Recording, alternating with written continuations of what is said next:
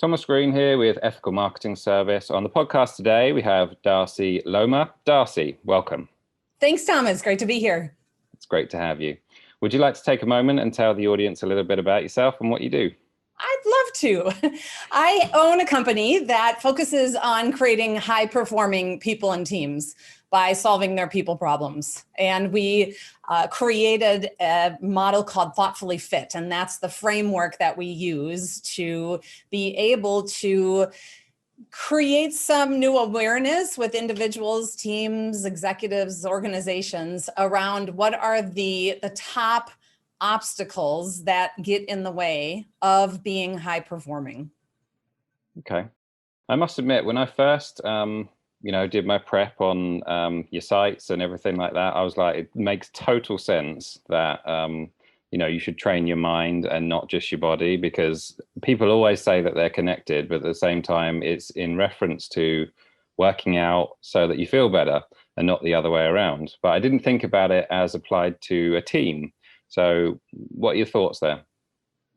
Yes, we do a lot of Thoughtfully Fit training and coaching with teams as well, because as you just said, it's about being able to train your mind. You can show up thoughtfully in any situation. And if you do, you're going to have better results. And so instead of something happens on your team, somebody says something that triggers you, instead of reacting impulsively back and sort of adding fuel to the fire, you can pause in that moment and think and respond and act thoughtfully. And it's not that there's not conflict, because the highest performing teams have a lot of conflict. It's healthy, respectful conflict instead of toxic conflict. And that's where thoughtfully fit teams can be higher performing, because they aren't distracted by, okay, now now I just added fuel to the fire, and now we can't even talk about the strategy and the innovation and the business, whatever it is, because we're both so angry and triggered that we're not effective in our conversation. I really like the pause, because I think there's some crossover, I think, with, I've heard people say that in meditation that you learn a pause through the practice of meditation. But I think just having that as a practice, I think, is going to be beneficial for a lot of people. Do you add it to all types of scenarios, or does it just revolve around conflict for you? So like you could say positive things happening or decision-making processes. Do you always take a pause? Yes. Absolutely. And you're right. There's a lot of research that shows the value of pausing, of meditating, of quieting the mind. And so when you look at the Thoughtfully Fit model, there's 6 practices, and those align with the 6 biggest hurdles that I have seen my clients experience. I've coached thousands of individuals and teams, and I started to notice that there's some themes, they all have similar problems, different players, different scenarios, different details, but the core problems, the essence, are all the same. 3 of those problems are internal and 3 are external. And that's what's the model for Thoughtfully Fit. At the core is where you focus on your choices and what you control. And the core of the model is 3 steps. You pause, and then think, and then act. Wash, rinse, repeat as needed. So it doesn't matter if you're looking for having more balance in your relationships so that you can balance what you want and need with what I want and need, right? So there's less conflict. Or if you are trying to respond more effectively when you're blindsided, or if you're trying to overcome some obstacles when you're stuck, regardless of what the hurdle is, you will always go back to the core, which starts with the pause. Okay. And can you, just for context, can you give me an example of like when people contact you and what their problems are and sort of how you help them? Yes.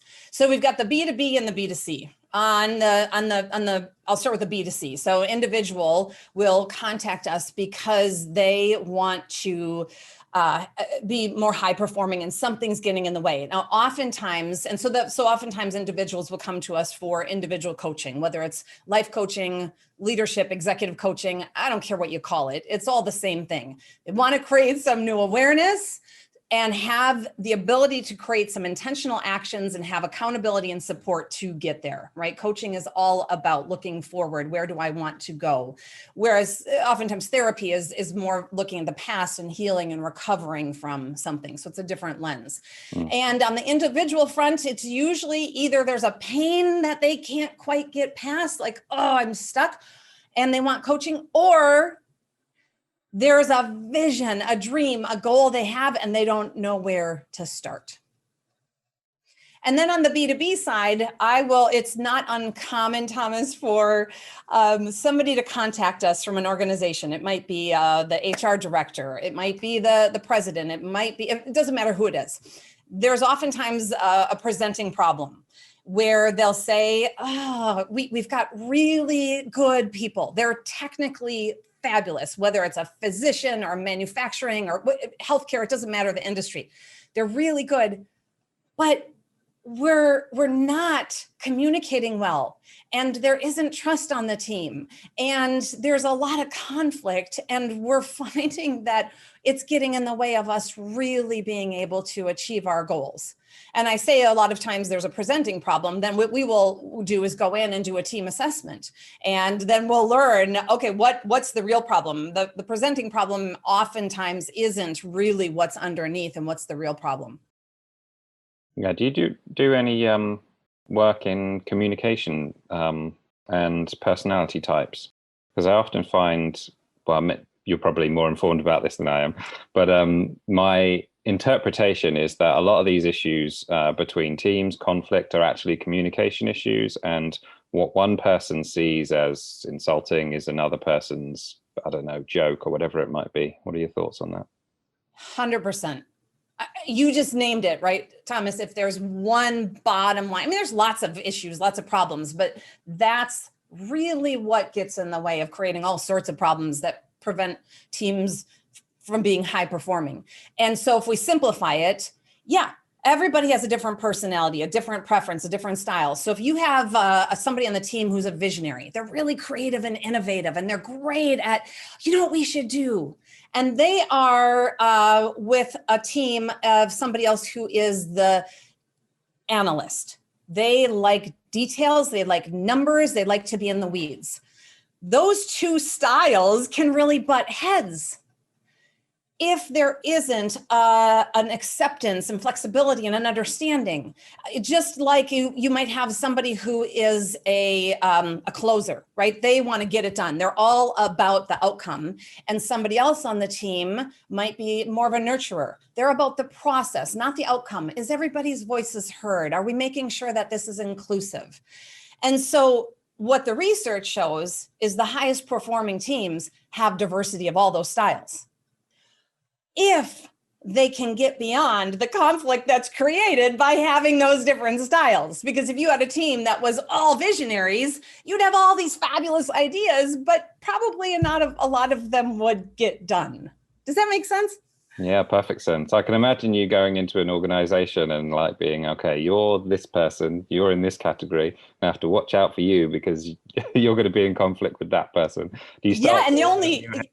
Absolutely. And the only shift that I would offer is instead of me telling them, one of the things we do, whether it's in person or everything now we do the last 14 months has been by Zoom, is we have people self-identify. And like if we're in person, we'll have them go to the wall that says, okay, I'm a primary visionary. And then somebody else in the team will go to the wall that says, I'm a closer. And then so you're standing there and looking, and we've got ways we do it in the Zoom room that's really interactive with a jam board, right? And all of a sudden you see the bells go off, like, no wonder Thomas and I always butt heads. Oh my gosh, I never thought of it that way. Because really what we're working to do in my business is help the client create new awareness. Because when you have new awareness, you have access to different actions. So, I mean, you just sort of gave me a question that I can ask now from your answer. You touched on how things have changed in relation to remote working. What's that been like for you?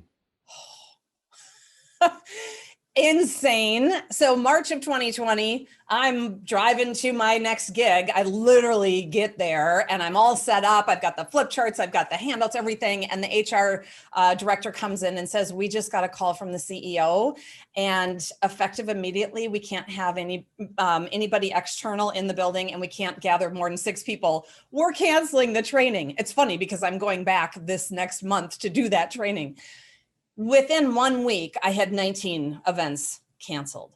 We were devastated and a lot freaked out.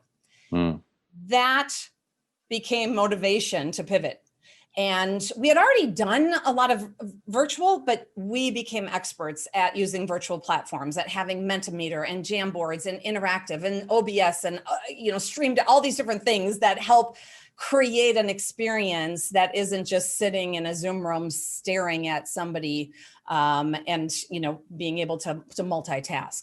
And so end of that story, or I guess it's continued, the chapter we're on now is how in the world, I don't know, but we had the best year that I've had since I launched my business to full time in 2013. And our scope has broadened because now there's a comfort level with doing virtual. I'm a single mom. I don't have to be on an airplane trying to figure out, right? Quality of life is so key. We now do business all over. I did before, but we had a very high bar for me to get on a plane. Now it's really easy to log in. Well, I'm interested to know whether you used your model during that time, because if you get how many cancellations did you say you get? Well, that week in March, we had 19 within, I think it was 8 days, we were tracking it. We had 19 cancellations, or we're going to reschedule. So what's the self-talk there? That's it. That's the challenge, right? So when something happens, we have a first thought. That self-talk, I call it, if that first thought is negative, like, oh, our business we're gonna go bankrupt. We're never gonna make it. Oh, I wish we would have, right? All sorts of things. I knew I shouldn't have quit my day job in the US Senate, whatever it is. If that talk is negative, I call it trash talk, right? Because everything that we do with Thoughtfully Fit is a metaphor for being physically fit. And certainly if you've gone to professional sporting events, you know that the other team is talking trash. Well, we also have our own internal negative trash talk. So if those first thoughts are sabotaging, that's where the pause is essential, to think and to raise awareness. Is this thought serving me, or is it sabotaging me? And you raise that awareness so that you can act thoughtfully instead of having that first thought. And if it's a sabotaging thought, it leads right to a sabotaging action, because our thoughts always lead to our actions. I really like the trash talk, because like if you were in a game and someone was trash talking you, I think most people's first thing wouldn't be to give up. It would be, okay, I'm going to go prove that person wrong. So your inner dialogue is essentially driving you forward, right? Yes. And having been an athlete my whole life, I will say there's the physical training that you need to do to be able to play the sport, do whatever the physical activity you want to do. And then there's the mental training to be able to have the endurance to push through, whether it is that, like you said, if there's a fan that's yelling trash talk, you aren't going to stop and go and, have a dialogue and tell them that you are just getting more focused, and you're getting more able to control your mind in that moment, because that mental is as important. Your thoughts are as important as being able to be fit, or having the skills to, going back to the business, having the skills to lead the team, to create the biopharmaceuticals, to do the surgery, whatever it is. Did you coach some other businesses through this time frame? How'd it go? Well, great. I'll say that businesses have people problems. Human capital is the number one expense, and it's the number one benefit of being successful. Businesses have people problems because they have people. The pandemic escalated all those people problems. So what we were doing, all of a sudden we saw more, because as you said, communication's hard. Personalities are different. Now, layer on top of it, oh, I can't see your face and your facial expressions, and I have to stay 6 feet apart, or you're not going to turn your camera on in Zoom, or we're a remote team and we don't know how to communicate. All of those maybe underlying people problems that were there became probably not only more escalated, but more prevalent, because there's that added challenges that people have never dealt with and hadn't had the ability to train for, and were just thrown into very, very quickly. Have you got any extreme examples of conflict in the workplace? How much time do you have? It's for comedic effect more than anything. Yeah. Yes. I have extreme examples. Do you want me to give one or just maybe one that comes to mind?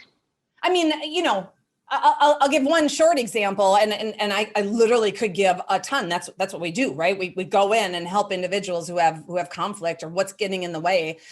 I was coaching a cardiothoracic surgeon, best in his field, phenomenal, and a mess, because his temper and his people skills did not match, and his bedside manner did not match his technical skills of being a heart surgeon. And so by the time they brought me in, his nurses, his PAs, his patients, they were getting complaints. It was deteriorating quickly. They were losing staff who were quitting and saying, I'm not working with him. They were losing patients.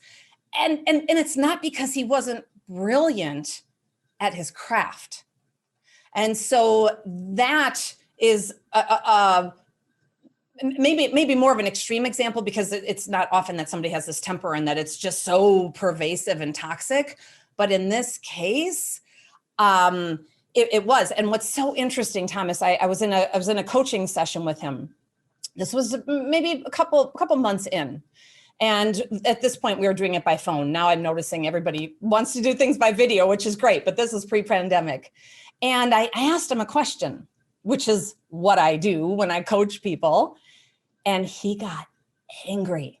He said, you know what, Darcy, that's it. I'm done with this. I can't believe, blah, blah. I mean, just like that. I was blindsided. So talk about like, okay, pause, Darcy, just pause, think something's happening here. What's going on? Just stay curious, stay calm. So he got really angry, upset. And so when he was done, I said, I'm going to make up a name. I'll just call him Joe. I said, Joe, oh, wow, I can tell you're so angry at me right now. I get it. And if you want to end this session right now and you want to end the coaching right now, no problem. That's absolutely fine. Having said that, I'm wondering, would you be willing to stay with this for just a moment? Like, could we just stay here for a minute? Because you came into coaching because you have anger problems. And right now, right here, we've got it playing out at real time. You're so angry at me. Can we just stay with this and figure out what's going on and what triggered you and how you can move forward? Well, okay. I mean, I think he was shocked that I didn't get angry back, and right, because that's what normally happens. People get blindsided, they get angry, and it just deteriorates.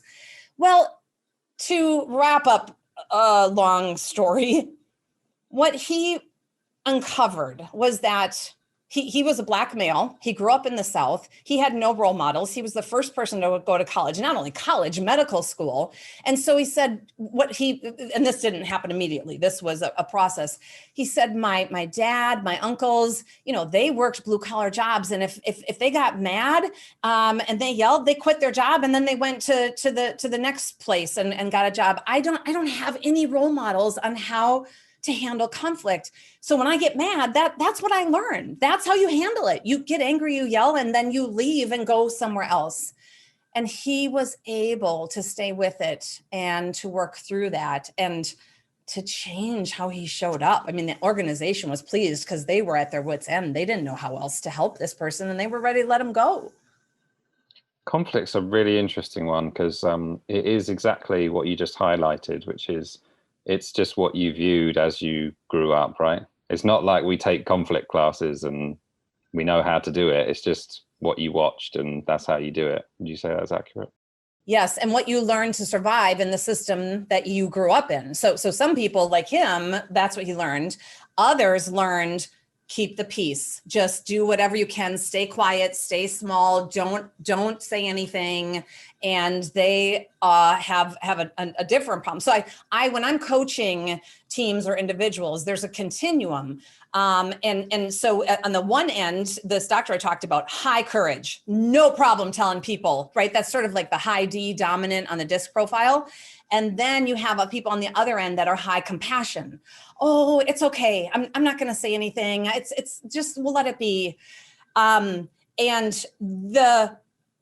each of those in itself can be a strength, having courage and being direct, having compassion, but our strengths taken to the extreme can become a weakness. And so oftentimes they've learned how to behave from growing up, and that's what they needed to be able to survive in the environment they were in. And it's not necessarily the best skills that will help them to thrive as an adult in their scenarios. So does that make sense? Yeah, perfect sense. Would you also use the terms agreeable versus disagreeable? Yeah. I think I'm very interested to know what your advice to those two types of people would be. I know that it's not surface level. I know that there are some deeper stuff going on there. But if you had a few minutes with the typical, let's say a really disagreeable person, like you mentioned, and then also that person who's on the other end of the scale, I think sometimes it's called conflict averse. So what would you say to those two types of people if you give them the best information in a short period of time? Sure. So I'm going to take it as if I'm doing a training or a workshop, because if I'm coaching them, I'm not giving any advice. Coaching is all about getting curious and helping. They're the expert in their life. Unlike if I'm a mentor, I'm the expert. Let me tell you what to do. If I'm coaching, you're the expert. So I'm going to answer that as if I'm the mentor. I'm in a training. I'm in a workshop. I'm teaching a skill. This in particular would fall, so there's 6 practices in Thoughtfully Fit. This falls into the practice of balance. Balance is about being able to balance what you want and need with what I want and need, so that you can find the win-win in that relationship. Because if you've got that high conflict personality, they're going to win at all costs, even if others lose. In the short term, that's fine. In the long term, it's not. The other end of the spectrum, you've got the person who is very conflict averse.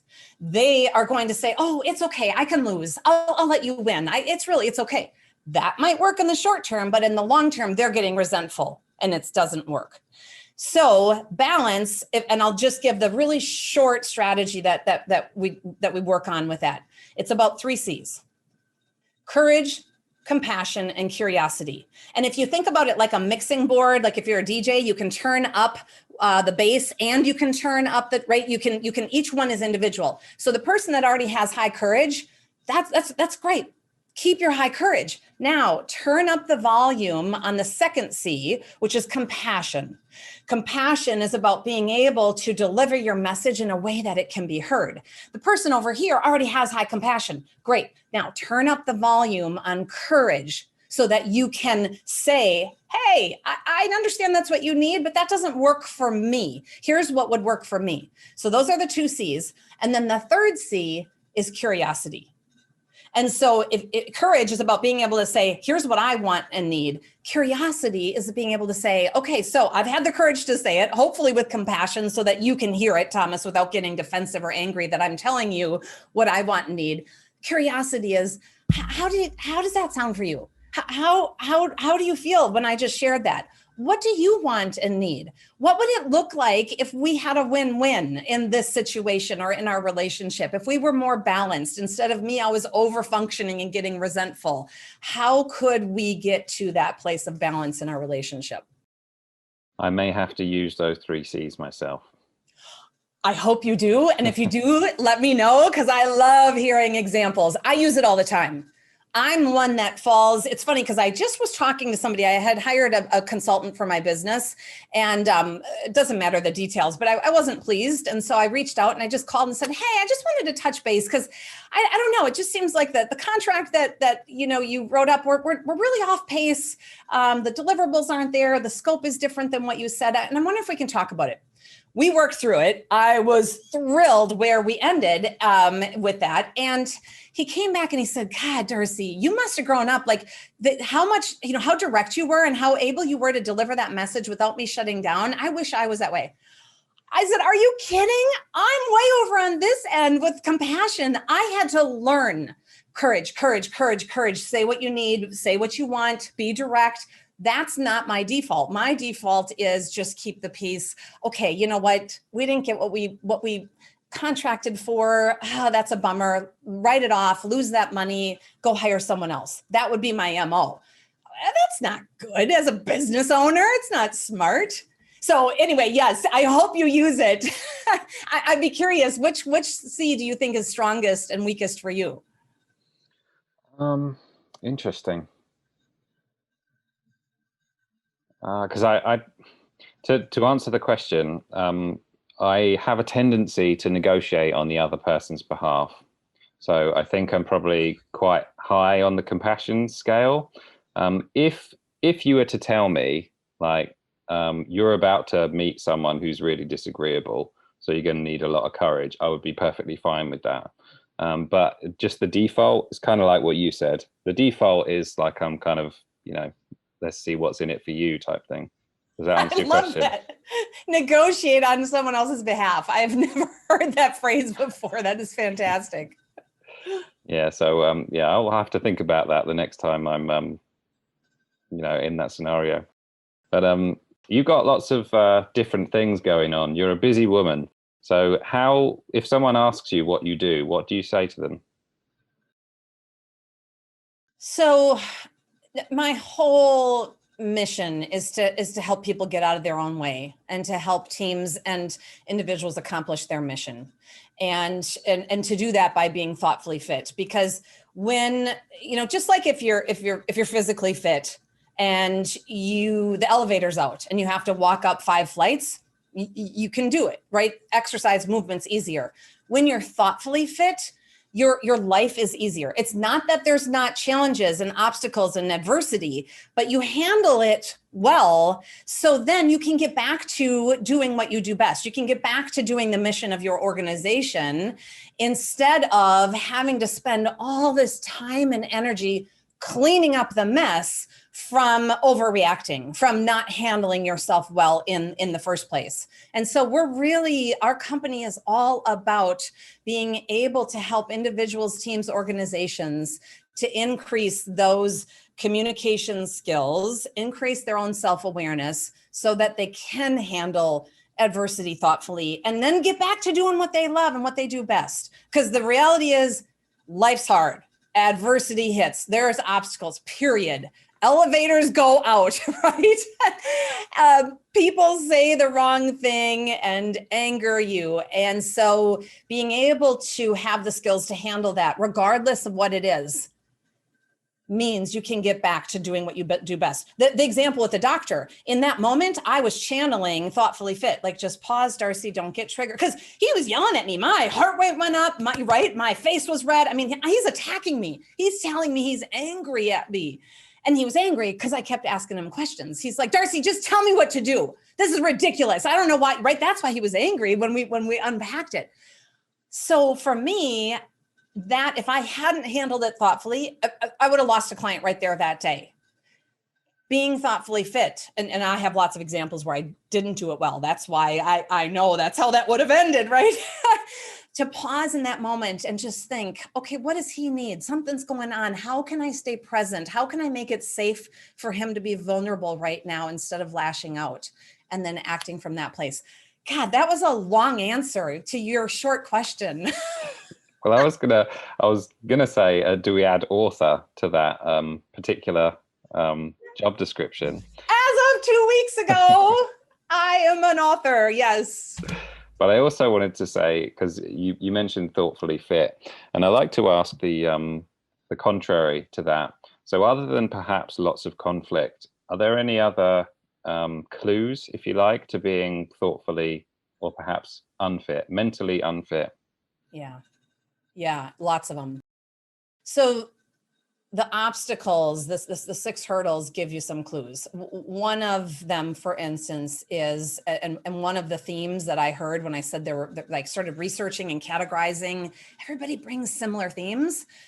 One of them is, I'm so busy. I have so much to do. I can't even think. And what happens is, your thoughts, somebody says, would you chair this fundraising committee? That first thought is, oh, if I say no, they're not going to like me. And you act on that first thought instead of pausing to think, is that thought sabotaging me or serving me? No, they're not going to not like me if I say. So that is an example where your mind gets in the way. You start telling yourself stories and you say, yes, you don't set boundaries, healthy boundaries. And all of a sudden now you are running around like crazy and doing things for lots of other people, and you aren't sleeping well, you don't exercise, your marriage is a mess, your kids don't, right? Because you have not set that clear boundary and that mental mindset of, hey, okay, yeah, that could be one way to look at it. They'll be upset if I say no.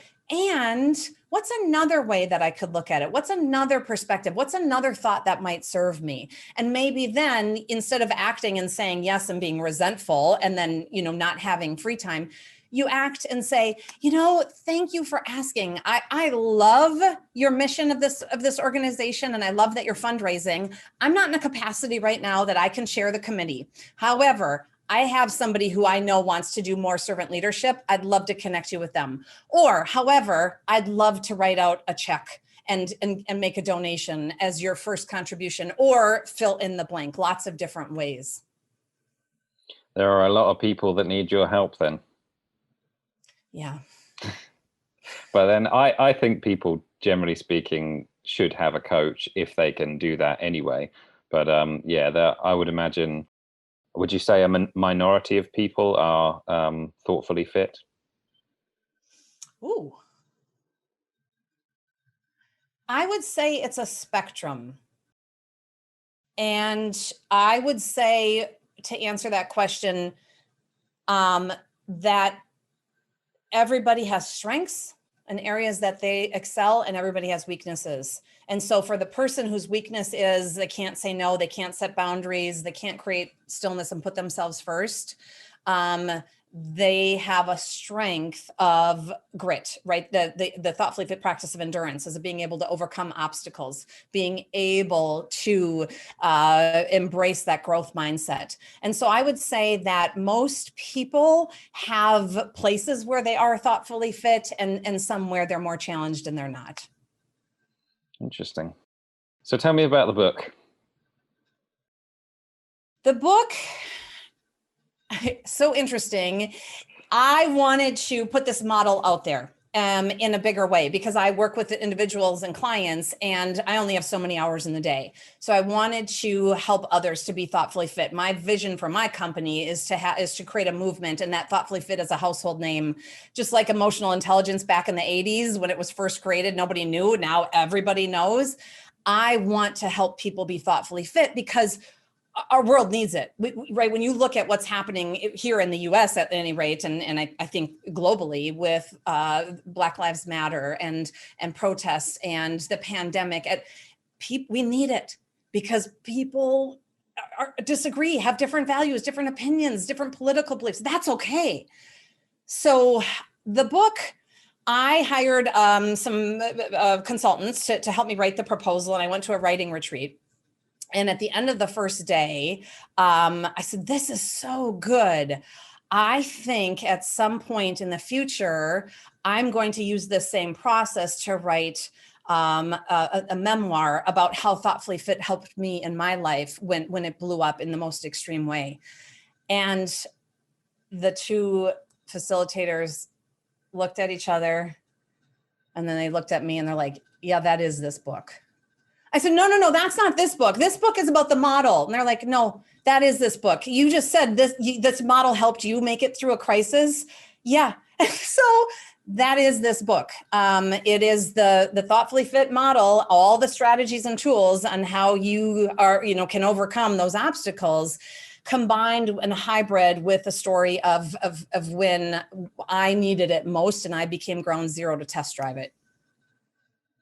And what about the, the process of it? How long did it take, and did you enjoy that, or was it more of a, I always ask this, a love-hate thing? Yes. I enjoyed it tremendously, and it was a little bit of love-hate because I ended up putting my personal story in there. And then there's also case studies from clients who have used the model and where they have found success. We really wanted to figure out what's the arc and how does the story unfold. And so, Man's Search for Meaning, if you read that, the first half of the book is the personal story of Viktor Frankl's time in the concentration camp. The second half is all of his philosophies and model. So we're like, okay, do we do my story first and then do the model? It took a lot of time on the front end to define the scope. And then what are the right stories to make the point for each of these that really bring it home in a compelling way that somebody wants to read it? That was hard. I would have never thought that it would take this long to write a book. And I think part of the reason it took this long is because we wanted it to be good. We didn't want it just to be done.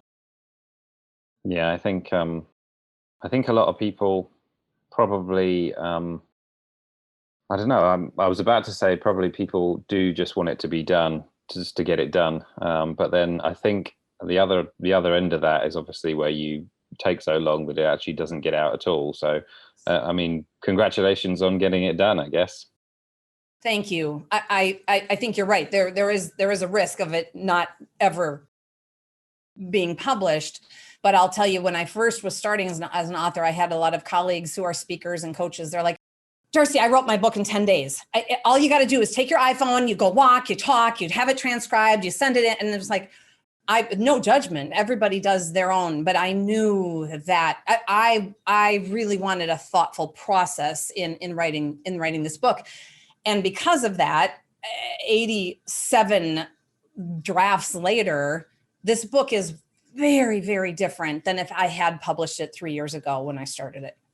Yeah, I think I haven't done the same thing, because my book was kind of like a different purpose, maybe, because it was about something technical rather than I don't know, more what category would you say your book is in? So it's self-help leadership is the hybrid. And that it hit #1 new release on what category? Work-life balance and business, if that's helpful. I think probably what I'm getting to is for those people that do spend, let's say, years and like you say, 87 rough drafts. I have a lot of admiration for those people, is basically what I'm trying to say to you. But regarding, you touched upon your story, and I wanted to ask, as a result of adversity, do you feel like you're stronger, more capable than you would otherwise be? Absolutely. There's no doubt that I am stronger because of the adversity. When my life sort of blew up in this extreme way, but also all the little things and lessons and conflict and challenges along the way that I handled wrong, thoughtlessly, and took time to grow and learn and reflect and try a different way. That has made me stronger, a stronger business owner, a stronger coach, a stronger mom, for sure. A stronger woman. So if someone's going through some tough times right now, what do you say to them? Yeah. So the first thing I would say is to have hope.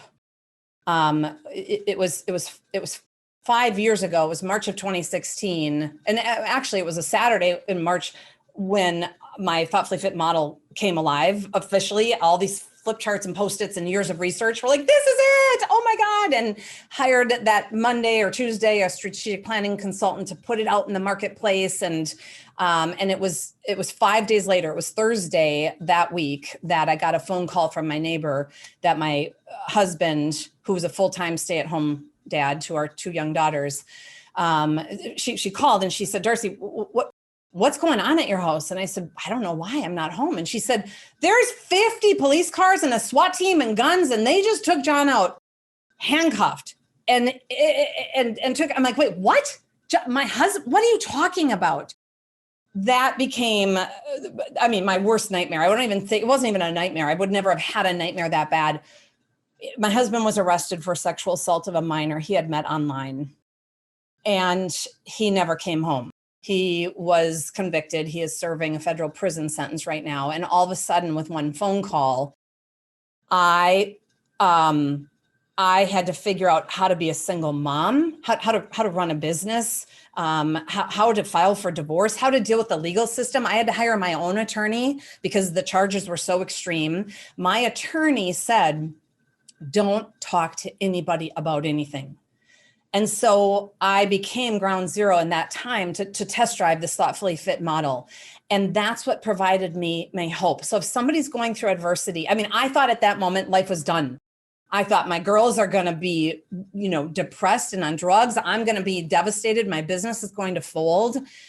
If you can continue, and then always go back to engaging your core, pause, think, act. Something happens, you've got adversity, pause, think, what do I need right now? How can I get the self-care, the strength, the perspective, the insight, the support to deal with this before you go act on whatever that adversity is? Well, I did watch the news story on your website. Surviving life. That's something we all try to do. And when life gets tough, some turn to a life coach. Here in the Madison area, Darcy Luoma is one of the most recognizable names in the industry. She's built her business from the ground up and developed her own leadership model, Thoughtfully Fit. Little did she know that it's what would help her navigate her darkest days when the life she knew completely crumbled. And obviously I did want to check first whether you actually wanted to talk about it or not, because I kind of had I don't know, I was reading into it. I didn't know whether if you're going on like podcasts and stuff, whether or not you're sick and tired about talking about the same story. So I sort of wanted to check first, but in terms of Thomas, you're negotiating on my behalf, weren't you? Thank you for that. Perhaps I was. For being so thoughtful. Thank you. Well, also wanted to say just major props, for lack of a better term, that serious tough issues that you're going through, and you're going from strength to strength, and it's great to see. So, and I guess that's another thing that we can say to other people, is that you've had some serious tough times, and you're getting through it, and you're also teaching other people how to do it. So well done. Thank you. Yes. I don't know if you've read, Thomas, some of those stories, and I'm going to simplify, where the person loses their leg or some major tragedy, and they get interviewed later and they say, I've never been happier. And then the person who was the $1 million in the lottery, and 5 years later, they've never been more miserable. It comes from within how you handle adversity. And I will say my daughters right now are thriving. I will say I have never been healthier or happier. And it wasn't easy, but so for you to say, giving people hope, keep at it. Don't give up. Keep getting perspective, because you can get through it and you can be happy again. Well, I think you're a good example of that. What are your goals for your business and your life? Such a good, simple, powerful question. I mean, number one, first and foremost, my goal is to be a good mom and to raise two daughters who are independent and strong and confident. They right now are 13 and 15. Last week, I don't remember what it was. I said something to my youngest daughter. I don't know. I was trying to like help her, whatever it was. And she looked at me and she's like, Mom, you can't raise an independent daughter and then like try to scoop in and micromanage me. I got this. I'm like, oh, you're right. You got this. It was just such a wonderful moment. Like I was trying to, help her fix something. She's like, I got this. I think that trumps anything. I'd go bankrupt tomorrow if it meant that, my role as a mom is strong. Having said that, I also really have a vision with my business to be able to put the word out there. I am wanting to do more keynotes. I love doing keynotes and being able to speak to audiences and create some level of a combination of inspiration and entertainment, but also that education so that somebody feels moved to do something just a little bit different in their life, or to be able to recognize that they can choose to behave differently in a situation. They can focus on what they can control and they can get a different outcome. I can totally see you on a TEDx stage. What do you think about that? Yeah, I'd love that. I mean, that would be fantastic. I have not actively pursued or applied for a TEDx at this stage, but that is definitely something that is on the list. Being a single mom and running a business, there's a lot of things on the list, right? So it's always just prioritizing. So that is on there. And at some point we'll become, we'll get to the top of the list. All right. Well, where is the best place for people to find you and also buy the book? So the book is on all the, Amazon and all, you can get it at all your bookstores. There's the Audible, what do you call version? The audiobook. Thank you. The audiobook. And you just search Thoughtfully Fit. And we have, so my website, darcyluoma.com. I'm on all the social media channels. And then if anybody that's listening wants to take a quiz to find out which is their biggest hurdle, we talked about, are people thoughtfully fit or not? And I said, well, it depends. There are some that where they are in certain areas and aren't. They can go to thoughtfullyfit.com. And there's a short 2-minute quiz that'll spit out, here's your biggest hurdle that gets in the way of success. And we'll give you some strategies on how you can overcome that hurdle. Okay. Well done again. I love your enthusiasm and your model and the fact that you're now an author. It's all great stuff, really positive. And thank you very much for the value today. Thank you, Thomas. I love having this conversation. You're just so easy to talk to, and loved watching all of your previous episodes. I saw them all on your Facebook channel, and I'm grateful for the opportunity to connect with you and to connect with your audience. Okay, Darcy. I'll speak to you soon. Okay, thanks. Take care.